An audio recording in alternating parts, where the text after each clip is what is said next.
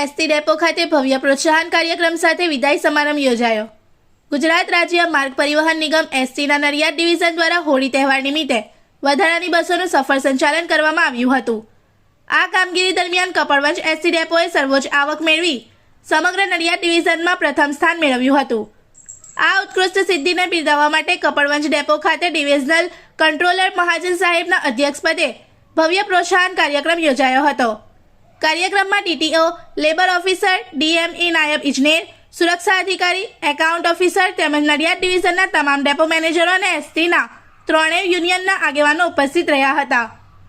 મહેમાનોએ કામદારોને સંબોધતા તેમના સમર્પિત પ્રયાસોની પ્રશંસા કરી અને ફૂલહાર તથા શાલ અર્પણ કરી સન્માનિત કર્યા હતા।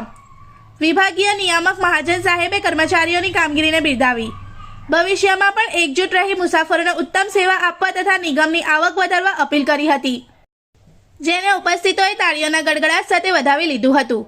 આ પ્રસંગે કપડવંજ ડેપોના ડ્રાઈવર એસ પટેલ વય મર્યાદાને કારણે નિવૃત્ત થતા હોવાથી તેમનો ભાવભીની વિદાય સમારંભ પણ યોજાયો હતો।